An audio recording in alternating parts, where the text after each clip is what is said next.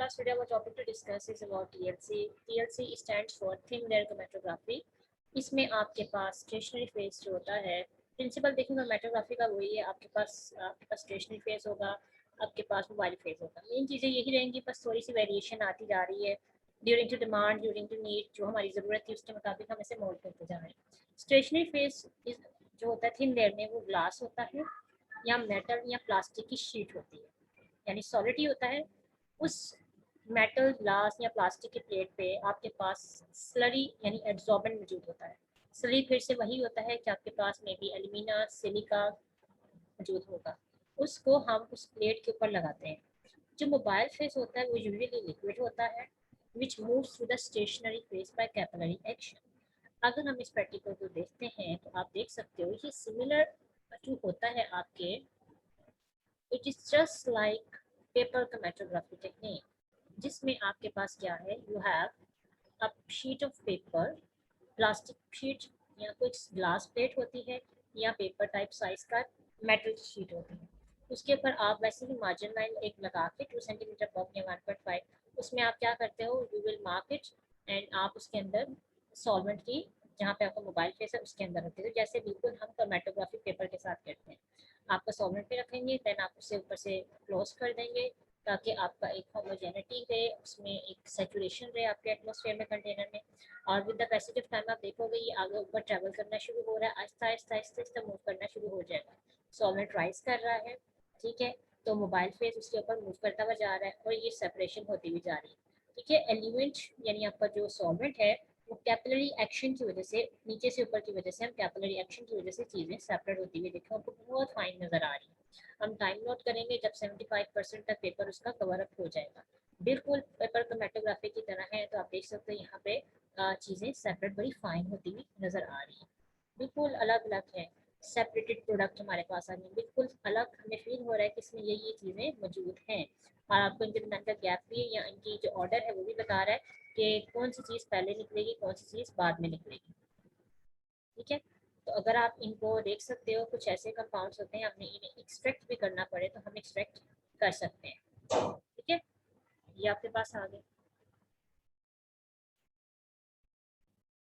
तो आपने देखा कि टीएलसी कैसे वर्क करती है, बिल्कुल बिल्कुल वैसे ही करती है जैसे आपका पेपर क्रोमैटोग्राफी है। कैपिलरी एक्शन के थ्रू आपका ऊपर की तरफ जाता है और इक्विलिब्रियम जब तक अटेन नहीं हो जाता, यानी फाइनली सेपरेशन नहीं होती, तब तक ही कैरी आउट होता है।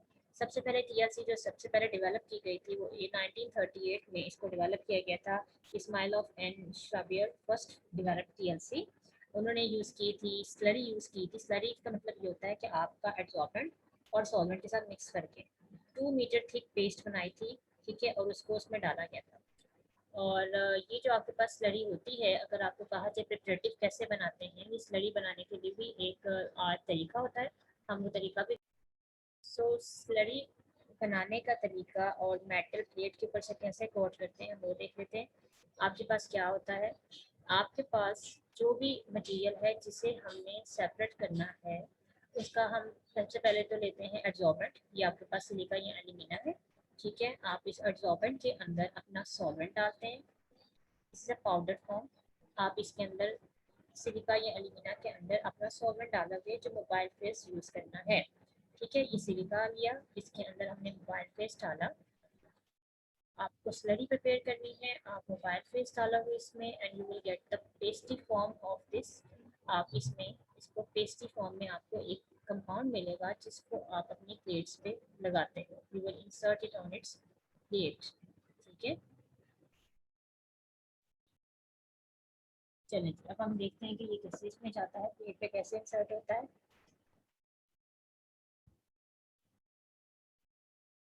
ये देखिए जी, अब हमने मोबाइल फेस डाला, जो भी हमने चीज़ यूज़ करनी थी, या आप वाटर के साथ बना सकते हो। It's up to you. Study बनाने के भी मुख्तलिफ तरीके हैं। आपने इसको देखो उसे अच्छी तरह मोल्ड को अच्छी तरह उसे एक स्मूथ पेस्ट बनाई, यानी कोई ग्रैनुल्स हमारे पास नहीं बचा, कोई ज़र्रा नज़र से ना आया, एक होमोजीनियस पेस्ट बन गई। और अब नेक्स्ट क्या करेंगे, हम अपना स्लरी को एक साफ बीकर में शिफ्ट करते हैं, ठीक है। और उसके बाद हम अपनी जो शीशे की प्लेट हो या मेटल प्लेट हो या प्लास्टिक की प्लेट हो, उसके ऊपर इसको डालते हैं और जो ये मूव करता हुआ जाएगा और पूरी प्लेट पे आपका वो स्लरी आ जाएगी। और उसके बाद हम इसको ड्राई करते हैं। ठीक है, उसके बाद हम इसे क्या करते हैं, we will move towards its dryness. अब पूरी तरह हम देख लेंगे कोई अंदर रह न जाए, कोई कॉर्नर ना रह जाए इसके पास, तो फिर हम उसके ऊपर क्या करते हैं, उसको ड्राइनेस की तरफ लेके जाते हैं। आपकी जितनी मर्जी देखिए, ग्लास प्लेट है, प्लास्टिक प्लेट, जो भी प्लेट आपने कोट करनी है, हम इसको सेम प्रोसीजर से ही कोट करते हैं, but it takes too much time अगर हम लैब में करना चाहते हैं। अदरवाइज हमें बनी हुई प्लेट्स भी ये मिलती हैं। ठीक है, तो इसे कहते हैं प्रिपेयर करना। तो ये बेसिकली ये प्रिपरेशन जो है आपके पास होती है। प्रिपरेशन किसकी है, आपके टीएलसी प्लेट को बनाने का तरीका है। ठीक है, तो सबसे यही चीज़ उसने बताई कि एल्यूमिना के साथ उसने साइंटिस्ट जो था हमारे प्रीवियस, सबसे पहला साइंटिस्ट जिसने इसे यूज़ की थी इस टेक्निक को, उसने एल्यूमिना के साथ स्टडी बनाई थी और उसको बाद में ड्राई किया और उसके बाद उसके ऊपर टिंचर का ड्रॉप लगाया। ठीक है, और उस टिंचर को उसने सेपरेट किया और सेपरेट करने के बाद उसे आपके पास डिफरेंट चीज सेपरेटेड कंपोनेंट्स मिले। ठीक है, और 1951 में इन component Kirchner, Miller and Keller ने सबसे पहले क्रोमेटोग्राफी को फ्लेवरिंग कंपाउंड्स जिसमें सिट्रस फ्रूट होते हैं उनके लिए इस्तेमाल किया था। ठीक है, यानी बिगनिंग तो हो चुकी हुई थी इसकी कि ये कैसे इस्तेमाल होती है।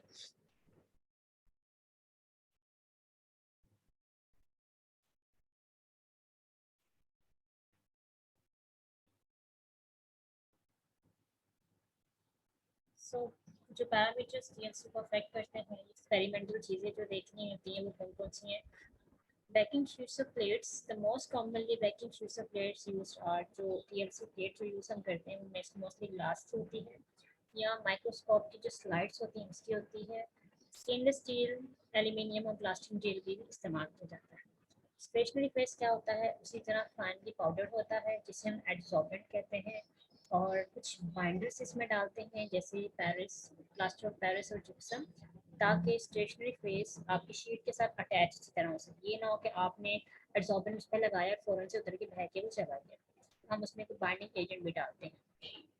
थिन लेयर क्रोमेटोग्राफी जो होती है प्रिपेयर की जाती है by aqueous slurry of solid adsorbent, पानी में डाल के। जबकि कॉलम में हम क्या करते थे, हम जो सॉल्वेंट्स होते थे मोबाइल फेस उसके साथ मिक्स करके बनाते थे। आपके पास यहाँ पे जो इसकी लेयर की थिकनेस है वो 0.1 से 0.3 मिलीमीटर है। और after the solvent is evaporated of, जब पानी इसमें से निकल जाए, लेयर अच्छी तरह बैठ जाए, हम उसे ओवन में 110 डिग्री तक बेक करते हैं। बेकिंग के बाद उसे अच्छी तरह बैक करते हैं so that it can be use later. उसके बाद एड्सॉर्बेंट है। एड्सॉर्बेंट यहाँ पे भी सिलिका जेल मोस्टली यूज़ किया जाता है, एल्यूमिना वगैरह भी यूज़ किए जाते हैं।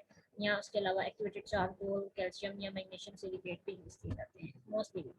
उसके अलावा पॉलीमाइड्स भी हैं, ये तब इस्तेमाल किए जाते हैं जब आपके कंपोनेंट्स जो हैं पोलर हों।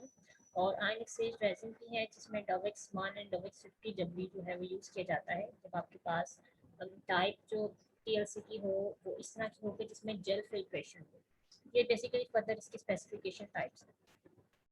प्लेट्स को तैयार करने का तरीका क्या है, आपकी जो प्लेट का स्टैंडर्ड साइज है या तो 10-20 या 20-20 सेंटीमीटर होता है। सिलिका, एल्यूमिना या सेलुलोज को कोट किया जाता है। बहुत से तरीके हैं लेबोरेटरी में कोट करने के। सबसे आसान तरीका आपकी जो स्ट्रिप है उसको उसमें डिप करके बाहर निकाल देते हैं। ठीक है,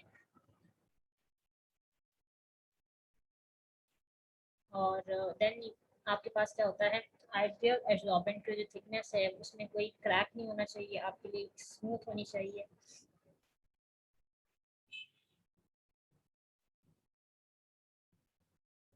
क्रैक वगैरह बिल्कुल नहीं होना चाहिए। And the most important thing is कि जब आप कोटिंग कर रहे हो तो आपका जो पानी मिलाने का जो एम एल है, सोल्यूशन की जो अमाउंट आप लोगे वो अबाउट 5 ग्राम टू 100 ml, यानी अगर आपके पास 5 ग्राम है तो आप उसे मिक्स करना है 100 ml वाटर में, फिर उसकी स्लरी बनानी है। ठीक है, और उसके बाद आपके पास है, आराम आराम से आप उसे निकालेंगे, फिर आप उसे ड्रेन ऑफ करेंगे जैसे आपने वीडियो में देखा था, और आप उसको कोट कर देंगे। देन आपके पास थोड़ा सा यहाँ पे एक्सप्लेन किया गया है कि जो एब्जॉर्बेंट है उसके लेयर को प्रॉपर्ली एडजस्ट करना चाहिए ताकि एक स्मूथ लेयर है। ये ना हो कि कहीं से उसकी थिकनेस मोटी हो जाए, कहीं से बारीक हो जाए, एक स्मूथ आनी चाहिए। और उसके अलावा आपके पास इसमें मोबाइल फेस है। मोबाइल फेस में हम सॉल्वेंट यूज़ करते हैं मोस्टली वो hexane, cyclohexane, chloroform, diethyl non polar solvents हमारे पास आ रहे हैं सारे। लेकिन हाईली प्योरिटी की, उसमें इम्प्योरिटी नहीं होनी चाहिए। और सॉल्वेंट मोर विस्कस, जो ज़्यादा थिक होंगे वो जाहिर बात है जो जिनमें थिकनेस होगी उतनी फ्लूइडिटी नहीं होगी, वो आहिस्ता आहिस्ता स्लोली फ्लो करते हुए ऊपर जाते हैं। सैंपल की एप्लीकेशन कैसे करना है, आपने सैंपल को अप्लाई करते हुए एक छोटा सा स्पॉट लगाना है, जैसे आप पेपर क्रोमेटोग्राफी में लगाते हैं, और उसके 1.5 सेंटीमीटर थोड़ा सा छोड़ के लगाना है, ठीक है। और आपके पास उसके बाद सैंपल को अप्लाई करने के लिए हम ड्रॉपर तो नहीं यूज़ करेंगे, यहाँ पे बारीक सा स्पॉट लगाने के लिए स्ट्रेंथ होती है, या माइक्रो पिपेट होती है, या उसके अलावा प्लाटिनम लूप्स होते हैं, उससे हम ड्रॉप लगाते हैं। और जैसे ही ड्रॉप टच करता है सरफेस को, तो वो जल्दी लगाना होता है, क्लीन एंड बहुत ज़्यादा देर के लिए नहीं लगाना कि आप बार बार लगाई जाए, वरना स्पॉट फैलना शुरू हो जाता है, ठीक है। उसके बाद डेवलपमेंट, मतलब जब हम इसे तैयार कर लेंगे तो सॉल्वेंट कंटेनर में हम इसे रखते हैं। अब आपके जब सॉल्वेंट कंटेनर में हम रखते हैं तो आपके पास मोस्टली जो होती है असेंडिंग डेवलपमेंट होती है, नीचे से ऊपर की तरफ हम जा रहे होते हैं। और उसके बाद क्या होता है, डेवलपमेंट चैम्बर में आपने पहले से सॉल्वेंट डाला होता है, उसके ऊपर आप एक उसका लिड रख देते हो ताकि वो आपके पास बिल्कुल सैचुरेटेड वेपर्स उसमें मौजूद रहें। आप जायम्स जार्स यूज़ कर सकते हैं, ग्लास बोतल या स्मॉल टैंक्स क्रोमेटोग्राफी के अंदर। Horizontal development of thin layers also occasionally carried out, horizontal भी हमारे पास होती है, टाइप डिफरेंस अवेलेबल है। तो chambers should be saturated with solvent. आप अपना काम स्टार्ट करने से पहले, उस प्लेट को रखने से पहले, आप अपने जो कंटेनर या जैम जार या जो भी आपके पास चीज़ है, बीकर्स वगैरह बॉटल्स जिसमें आपने काम करना है, इससे पहले से सॉल्वेंट डाल के लिड बंद कर दें, सो दैट उस पर पूरी तरह आपके सॉल्वेंट के वेपर्स मौजूद रहें, और देन आप अपनी प्लेट को उसमें रख के उस लिड को क्लोज कर दें, ठीक है। उसके बाद है डिटेक्शन ऑफ स्पॉट। जैसे आपने पेपर क्रोमेटोग्राफी में पढ़ा हुआ है कि कुछ ऐसी चीज़ें होती हैं जो ट्रैवल तो कर जाती पर नज़र नहीं आती, तो उस तरह की चीज़ों को हम देखने के लिए हम लोकेटिंग एजेंट यूज़ करते हैं डिटेक्ट करने के लिए। तो काफ़ी सारे लोकेटिंग एजेंट्स अवेलेबल हैं, डिफरेंट फिनोमिनास हैं। कभी कभी यूवी की लाइट के नीचे रखने से आपको स्पॉट नज़र आ जाता है। Sometimes you need locating agent जैसे निनहाइड्रीन्स, आयोडीन वेपर्स, यानी ऐसे कंपोनेंट हैं जो आपके जब सेपरेट कंपोनेंट के साथ लगते हैं, अट्रैक्ट होते हैं, तो वहाँ पे कलर आना शुरू हो जाता है। बिल्कुल सेम वैसे ही जब लेड और कैडमियम के मिक्सचर को पेपर में सेपरेट करते हैं तो हम उसे HCN की जो सल्फेट सोल्यूशन है, सल्फाइड, उसमें डिप कर देते हैं और पेपर को निकालते हैं, तो आपके स्पॉट्स येलो ब्राउन आ जाते हैं। उसके अलावा रोडानिन बी है, जिसको या फ्लोरेसिन को भी यूज़ किया जाता है to detect the spots. R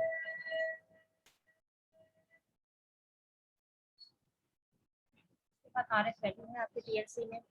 R F value से टीएलसी होती हैं वो लेस रिड्यूसिबल और रिलायबल होती हैं as compare to other gun. R F values जो हैं आपके पास यूज़ की जा सकती हैं for the qualitative analysis. Quality के लिहाज से हम देखें तो हम इसकी कोई भी सैंपल जो हमने सेपरेट किया हम उस सब्सटेंस की प्योरिटी को चेक कर सकते हैं, और इसको हम क्वांटिटेटिव एनालिसिस के तौर पे भी यूज़ कर सकते हैं। अब क्वांटिटी के लिहाज से कैसे कर सकते हैं, आपका जो सैंपल है आपने लिया, आपका जो कलर सेपरेट कंपोनेंट है आप उसको स्क्रैच करके उतार भी सकते हो, ठीक है। लेकिन ये बहुत ज़्यादा एक्यूरेट नहीं होता, तो इसलिए इसको दूसरी क्वांटिटेटिव एनालिसिस टेक्निक के साथ मर्ज करके इस्तेमाल किया जाता है। दूसरा, comparison of the spot unknown sample. अगर आपको कोई अननोन चीज़ दी जाती है तो हम उसका कंपैरिजन नाउन सैंपल से करते हैं, उसका साइज, उसकी वैल्यूज को चेक करके, और फिर हम बताते हैं कि जो गिवन कंपाउंड है उसका क्या उसकी प्रॉपर्टीज होंगी, क्या होगा। उसके अलावा आपके पास होता है कि फ्लोरेसेंस की जितनी इंटेंसिटी होगी स्पॉट पे, उतना ज़्यादा कंपाउंड की कंसंट्रेशन के बारे में आप इंफॉर्मेशन दे सकते हैं। स्पॉट कैन बी रिमूव, आप उसको रेजर ब्लेड से या स्क्रैच करके किसी भी तरीके से, जो स्पॉट अलग अलग आपको कलर वाले नजर आते हैं ना जो ऊपर ट्रैवल करते हैं, जैसे इंक के मिक्सचर में आपको रेड ब्लू ग्रीन आती है, पेपर पे तो आप अलग नहीं कर सकते, वो तो पेपर ही फट जाएगा। लेकिन थिन लेयर प्लेट पे आप उसको स्क्रैच करके उतार के आप उसकी बाकी एनालिसिस कर सकते हैं, ठीक है। प्रेपरेटिव हमने थिन लेयर देख लिया कि कैसे ले आपके पास तैयार होती है। तैयार प्लेट आपको कैसे मिलती है, हमने उसको डिप करके निकाल लेते हैं, लेकिन ये बहुत एक्सपेंसिव होती हैं प्रिपरेटिव जो टीएलसी प्लेट्स होती हैं। इनको हम इस्तेमाल ज़्यादातर करते हैं क्वान्टिटेटिव टेक्निक्स में, जैसे रेडियो एक्टिव और टॉक्सिक सब्सटेंस को पढ़ना हो, अदरवाइज हम खुद उसकी एनालिसिस खुद प्लेट्स तैयार करके उसे करते हैं। इसके एडवांटेजेस हैं, सबसे इम्पोर्टेंट स्पीड। अगर आप कॉलम की निस्बत देखें तो इसकी स्पीड बहुत ज़्यादा अच्छी होती है दूसरी क्रोमेटोग्राफिक मेथड से भी। सिंपल इक्विपमेंट से आपको इलेक्ट्रिसिटी यूज़ नहीं करनी, कुछ नहीं यूज़ करना, आपको सिर्फ एक स्लाइड चाहिए, आपको शीट चाहिए, स्ट्रिप्स चाहिए, और आपको जो स्पॉट लगाने के लिए इक्विपमेंट्स चाहिए। एफिशिएंसी बहुत स्ट्रॉन्ग होती है इसकी, आप कलर कंपोनेंट बड़े अच्छे सेपरेट हो सकते हैं विद इन 10 सेंटीमीटर की डिस्टेंस पे। वर्सटैलिटी है, इसमें बहुत सारी टाइप्स आगे और भी यूज़ होती है, जैसे पार्टीशन है, आयन एक्सचेंज है, जेल पर फिल्ट्रेशन, जैसे मैंने आपको बताया था पीछे कॉलम की भी काफ़ी सारी टाइप्स होती हैं। अडेप्टेबिलिटी है, कि अडेप्टेबिलिटी ये है कि मेथड एक्सीलेंट है अगर आपकी कोई भी कंपाउंड आप स्टडी कर रहे हैं तो उसकी इनिशियल स्टडी करने के लिए। माइक्रो एनालिसिस में अगर हम देखें तो माइक्रो मीन्स टीएलसी के लिए हमें बहुत सारा सैंपल जरूरत नहीं होती, हमें एक छोटे से मिलीग्राम से भी हमारा काम हो सकता है। लेकिन टीएलसी की ये ड्रॉबैक्स हैं कि इसकी जो आरएफ वैल्यू आती है ना वो इतनी ऑथेंटिक नहीं होती है, आप उसको लेके बाकी अपनी एक्सप्लेनेशन नहीं दे सकते हो। और अगर अपने लार्ज स्केल पे काम करना है तो इतने सारी स्केल पे हम टीएलसी को डील नहीं कर सकते, क्योंकि टीएलसी जो काम करती है स्मॉल कंपाउंड स्मॉल मटेरियल पे काम करती है। एप्लीकेशंस पे देखें तो हमारी एप्लीकेशन में टीएलसी को यूज़ किया जाता है for detection analysis and identification and separation. Pharmaceutical में इस्तेमाल किया जाता है, डाइज और फ्लूइड एडिटिव्स जो होते हैं, फ्लेवरिंग जो होती है उनको आइडेंटिफाई करने के लिए। उसके अलावा आपके पास अमाइनो एसिड्स नाइट्रोजनियस कंपाउंड को सेपरेट करता है। और ये जो आपकी फार्मास्यूटिकल बात करें तो ये हमारे लैब में टेस्टिंग वगैरह होती है उसके में भी इस्तेमाल किया जाता है। और it is use to identify insecticides को आइडेंटिफाई करता है। फोरेंसिक साइंस में बहुत ज़्यादा इस्तेमाल होता है to detect the poisons metal ions drugs.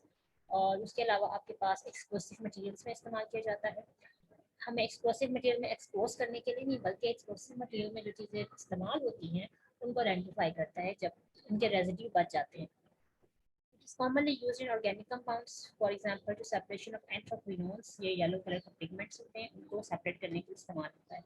Partition का मेटोग्राफी की बात करें तो पार्टीशन में हमारे पास क्या होता है, पेपर यूज होता है। आपको पता है जो पार्टीशन का पेपर मौजूद होता है हमारे पास पेपर के अंदर वाटर मौजूद होता है, ठीक है। तो बेसिकली पार्टीशन क्रोमेटोग्राफी में आपके पास स्टेशनरी फेस भी लिक्विड होता है और मोबाइल फेस भी लिक्विड होता है, ठीक है। और इसके थ्रू हम इसको सेपरेट करते हैं। और इसकी एग्जांपल जो हमारे पास है वो पेपर क्रोमेटोग्राफी है, क्योंकि हमारे पास जो पेपर हम यूज़ करते हैं वाटरमेंट फिल्टर पेपर उसके अंदर पहले से ही वाटर कंटेंट मौजूद होता है जो कि स्टेशनरी फेस एक्ट करता है। दैट मीन्स पेपर के अंदर भी वाटर, पेपर मोबाइल फेस भी वाटर, तो लिक्विड लिक्विड आपके पास इसकी कम्बिनेशन होता है। सॉलिड और स्टेशनरी फेस मोबाइल फेस जो होते हैं वो दोनों ही लिक्विड होते हैं, तो इसको पार्टीशन कहते हैं, ठीक है।